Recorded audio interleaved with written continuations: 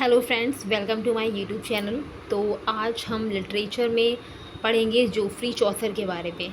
It's a very long time, कोई भी video मैंने नहीं डाल पाया है, तो आज मैं दोबारा से रीस्टार्ट मैं करती हूँ। तो देखते हैं, जोफ्री चौसर को पढ़ेंगे। ठीक है, ये आपका शेक्सपियर जो हम पढ़ते हैं, शेक्सपियर के पहले जो आपका जोफ्री चौसर है ना, मिडिल इंग्लिश पीरियड की ये बात हो रही है।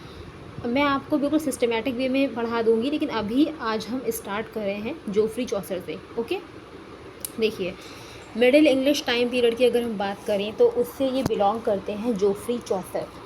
इनका जो आपका टाइमिंग ड्यूरेशन है इनका, वो 1340 टू 1400 है।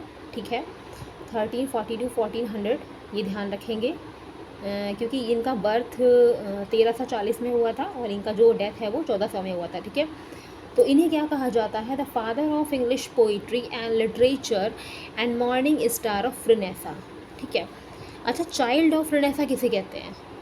चाइल्ड ऑफ रेनेसा किसे कहते हैं? वो कहते हैं स्पेंसर को, एडमंड स्पेंसर को कहते हैं चाइल्ड ऑफ रेनेसा। बट अगर हम फादर ऑफ रेनेसा की बात करें, अगर हम मॉर्निंग स्टार ऑफ रेनेसा की बात करें, तो वो हम बोलते हैं जोफ्री चौसर को। ठीक है, तो इतना क्लियर है। The father of English poetry and literature and morning star of renaissance. Okay, so Geoffrey Chaucer was born in Vintry. Geoffrey Chaucer का जन्म जो है विंट्री, मतलब बोलते हैं वाइन मर्चेंट स्ट्रीट में हुआ था। और अगर हम चौसर की बात करें तो इनका जो नाम है ना चौसर, ये चौसर से कुछ निकला है। ठीक है, जिसका जो मीन होता है वो शू मेकर होता है। ठीक है, जिसका जो मीन होता है वो होता है shoemaker. You can see, लिखा है यहाँ पर, he was born in the reign of Edward third. मैंने एक शॉर्ट्स के माध्यम से भी आपको बताया था कि एडवर्ड थर्ड के टाइम पर मतलब इनका जन्म हुआ था।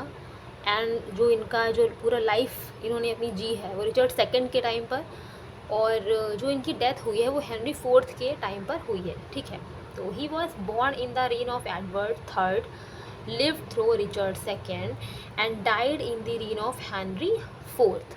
Okay, he knew French as well as English from his childhood.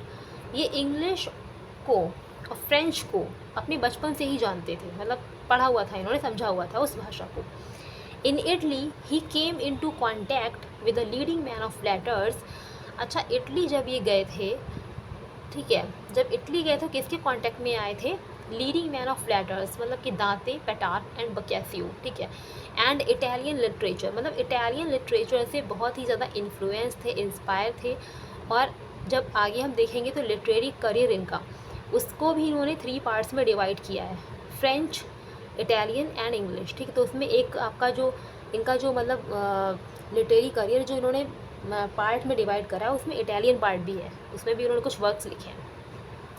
In 1386, he sat in the parliament as Knight of the Shire for Kent. It is a very important statement about Chaucer. Okay. आगे है, he dared to use East Midland dialect. इन्होंने east Midland dialect का use किया है when French was dominating, जहाँ पे French चल रहा था उस टाइम फ्रेंच लोग बोलते थे, फ्रेंच का चल रहा था, लेकिन उन्होंने ईस्ट मिडलैंड डायलेक्ट को उठाया। took the idea of rhyme from French and introduced it in English, और उसको इंग्लिश में उन्होंने इंट्रोड्यूस किया। add new words from French, Latin, Italian and enriched English. okay, he is the first to introduce rhyme royal. ठीक है, ये question put up होता है कि first to introduce rhyme royal, who is known to first to introduce rhyme royal? So that is Chaucer. Okay, इन्होंने rhyme royal को introduce किया, ottava rima को इंट्रोड्यूस किया, एंड 5 स्ट्रेस्ड लाइन इन्होंने introduce किया। He was certainly married to Philippa Roet, इनकी जो wife का नेम है फिलिप रूट है, and had a son name Lewis, इनके सन का नाम जो है लेविस है, to whom he dedicated his treatise on the astrolabe. Okay, इन्होंने अपने बेटे लेविस को एक वर्क डेडिकेट किया है, treatise on the astrolabe. He was died on October 25, okay, 1400। इनकी जो डेथ है वो 25 अक्टूबर 1400 में हुई and was buried in Westminster Abbey. इनको कहाँ बरीड करा गया है, ये भी प्रश्न बहुत पूछा जाता है। इनको बरीड करा गया है वेस्टमिनिस्टर एब्बे में। Chaucer's works divided into 3 periods, French, Italian and English.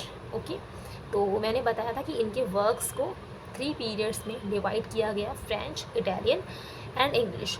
तो ये कुछ इन्फॉर्मेशन चौसर के बारे में मैंने शॉर्ट्स भी बनाया था, उसमें मैंने आपको बताया है, बट ये मैंने वीडियो आपके लिए डाली है। तो इसको ज़्यादा से ज़्यादा शेयर करिए, प्लीज़ सब्सक्राइब करिए चैनल को और वीडियो को शेयर करिए, लाइक करिए, कमेंट्स करिए। ओके, आगे का जो इनका लिटरेरी करियर है वो हम पढ़ेंगे नेक्स्ट वीडियो में। ओके।